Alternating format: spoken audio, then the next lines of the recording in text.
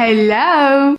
Je vous retrouve pour une nouvelle chronique pour le PLIB 2018. Aujourd'hui, je vous parle de Shade of Magic de V.E. Schwab. C'est parti, on commence tout de suite.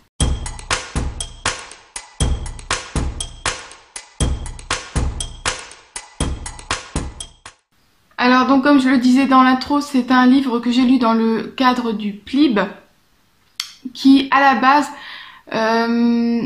c'est pas qu'il m'intéressait pas, il m'intéressait plutôt, mais on en parlait quand même pas mal pendant un moment quand il est sorti. Et du coup j'ai voulu prendre un peu de recul et je me suis dit bon bah on verra, peut-être que plus tard il m'intéressera un peu plus, mais j'avais un petit peu peur de tout cet engouement qu'il y avait autour du livre parce que très souvent, pour ma part, quand il y a un engouement autour d'un livre, ben j'en ai un petit peu moins, en tout cas je l'ai un petit peu moins aimé, ou alors j'en attends tellement que du coup je suis déçue, donc je prends toujours du recul avec ce genre de livre là.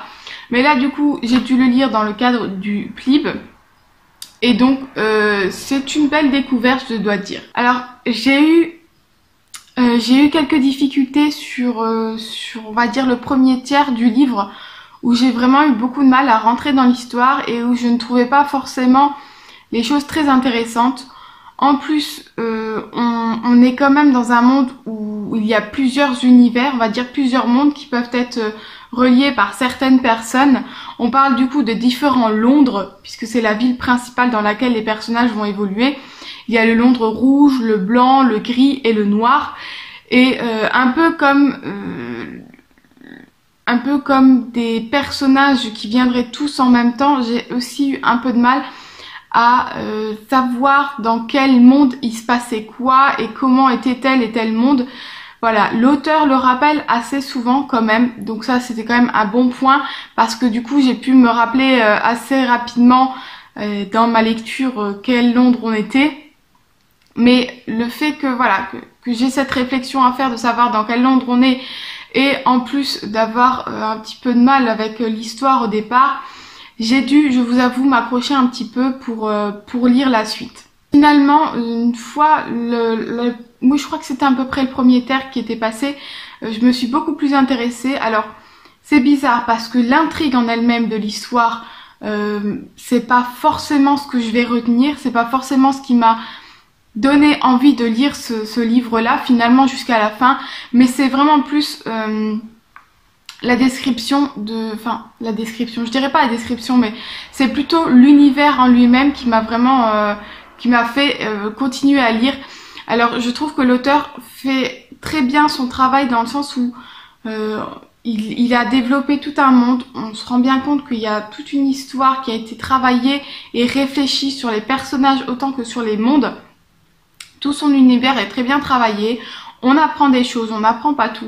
On voit qu'il y a des choses que l'auteur nous cache encore. Et pourtant, on n'est pas dans de la description pure. C'est-à-dire que elle va nous décrire, il ou elle, je sais plus si c'est une fille ou un garçon, l'auteur va nous décrire rapidement les ruelles dans lesquelles on est, ce genre de choses-là. Elle va pas s'arrêter sur énormément de détails.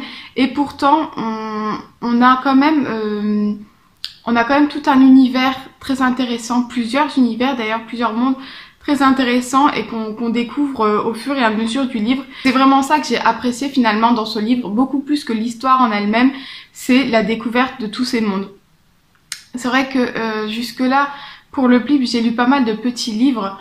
Donc dans la SFFF, j'y arrive jamais avec ce diminutif.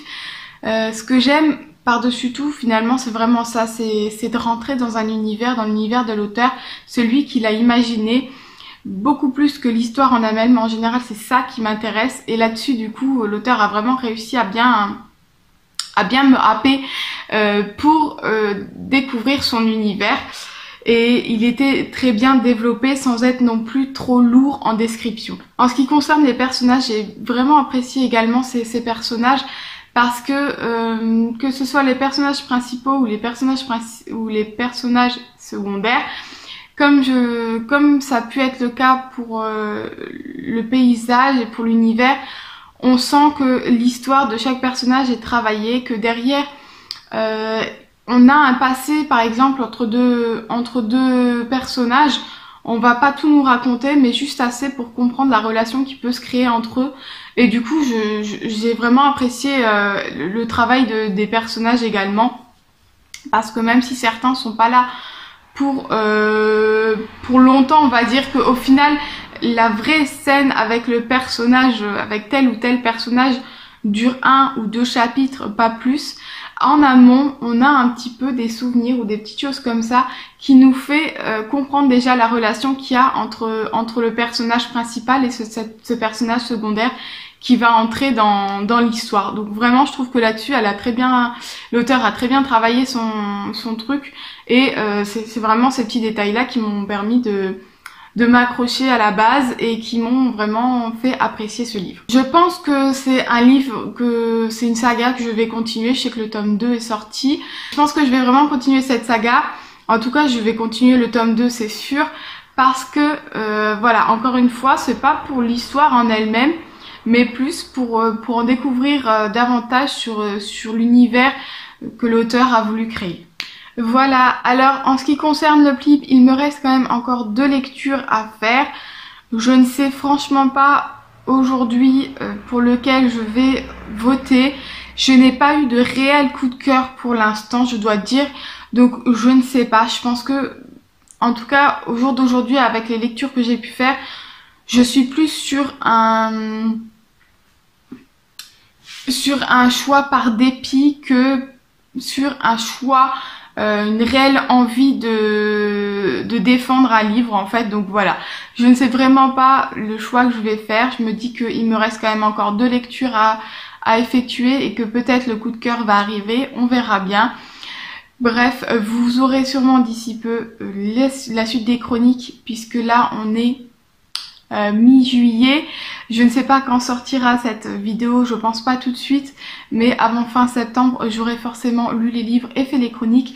Donc vous, en tout cas, vous en saurez sûrement très bientôt. Vous aurez sûrement très bientôt mes avis sur le reste des livres du Plib. Bref, je m'arrête là. Comme d'habitude, on n'hésite pas à s'abonner si c'est pas encore fait, le petit pouce bleu pour le plaisir, et je vous dis à la semaine prochaine. Bye!